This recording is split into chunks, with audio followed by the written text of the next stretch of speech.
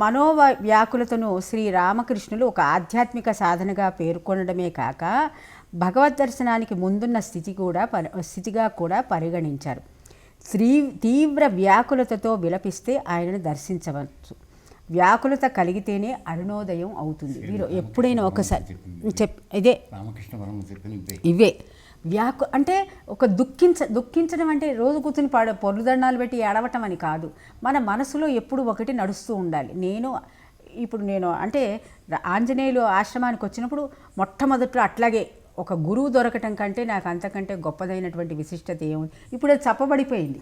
ఎందుకు దొరికేశాడుగా గురువు అనేటటువంటి ఇది అంటే ఆ నిబ్బరం ఉండాలి, నో డౌట్ అబౌట్ ఇట్. కానీ నీవు దొరికిన తర్వాత ఆ సాధన దాని యొక్క విలువని నువ్వు ఎట్లా గ్రహించగలుగుతున్నావు అనే దాని మీద నీ సాధన ఏర్పడుతుంది.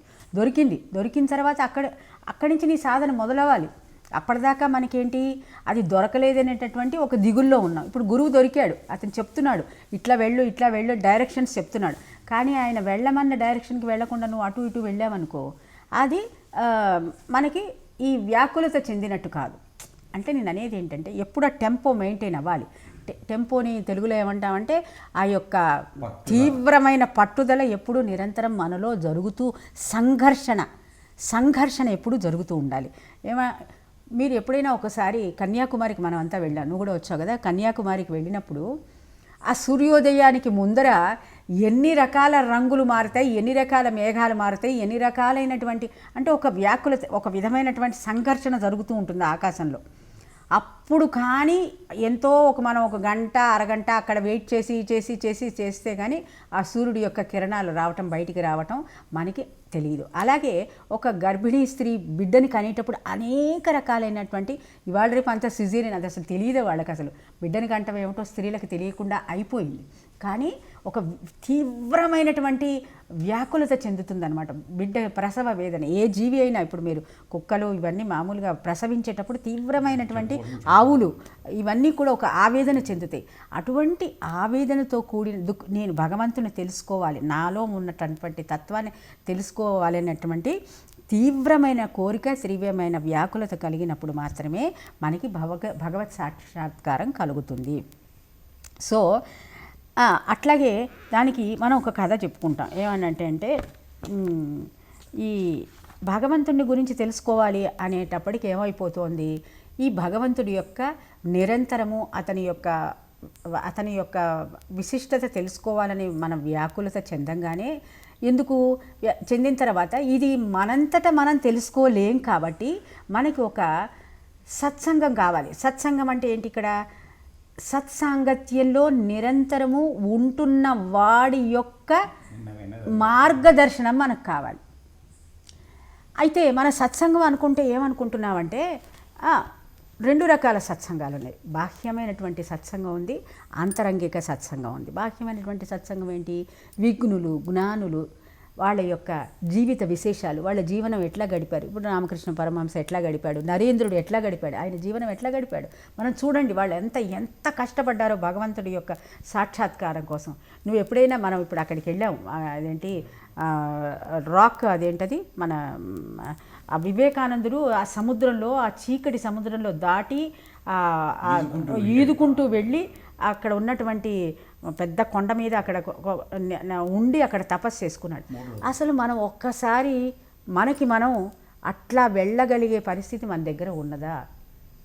ఎందుకంత కష్టపడ్డాడు ఆయన? ఎవరి కోసం ఆ కష్టం పడ్డాడు? ధనం కోసమా? భార్య కోసమా? పిల్లల కోసమా? దేనికోసం అతను అంత త్యాగానికి ఒడిగొట్టాడు? ఆ శరీరాన్ని ఎందుకంత కష్టింపజేసుకున్నాడు? అట్లాగే రామకృష్ణ వారు భార్యతోటి ఒక్కరోజు కూడా భార్యలాగా ఉండలేదు అతను. భార్యాభర్తల యొక్క ఇదే సంసారమే లేదు వాళ్ళకి. ఆ విధంగా ఆయన జీవించాడు. అట్లాగే రమణ మహర్షి అసలు వివాహమే చేసుకోలేదు. అట్లాగే నారదుడు, ప్రహ్లాదుడు, వీళ్ళందరూ కూడా ఒక విధమైనటువంటి మనోనిష్టకి ఏ విధంగా రాగలిగారు? వాళ్ళని చూసి, అంటే వాళ్ళందరినీ వాళ్ళ యొక్క కథలు వినటం ఒక సత్సంగం. ఆ కథలు, వాళ్ళ జీవిత చరిత్రలు, ఇప్పుడు యోగానంద, పరమహంస యోగానంద, వీళ్ళందరి యొక్క జీవిత విశేషాలు, బయోగ్రఫీ, వాళ్ళంతా జీవనాన్ని ఎట్లా గడిపారు అని తెలుసుకోవటం వల్ల అదొక రకమైన సత్సంగం. సత్సంగాన్ని ఏమంటారంటే తత్చింతనం, తత్కథనం.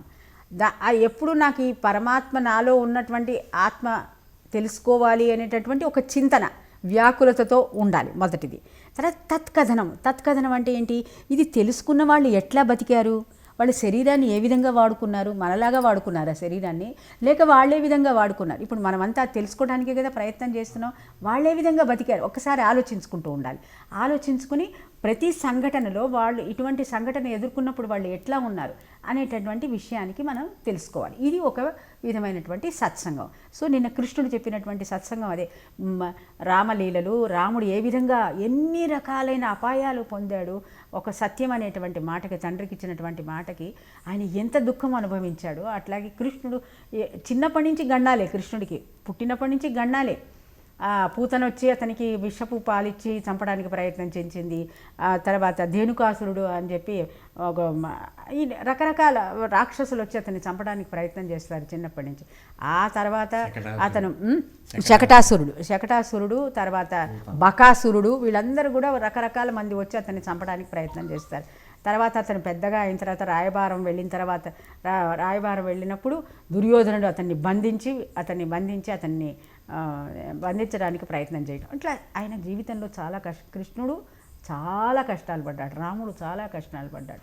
సో ఈ విధంగా ఈ భూమి మీద ఆత్మను తెలుసుకుని సంచరించినటువంటి భగవత్ దార్శనికులు ఎవరైతే ఉన్నారో వాళ్ళంతా ఎంతో కష్టం అనుభవించారు.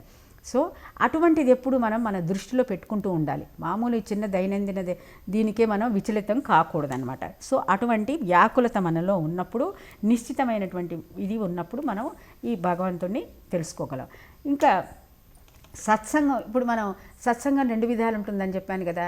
సో అటువంటి గొప్పవాళ్ళ విశేషాలు తెలుసుకోవటం అది ఒక సత్సంగం.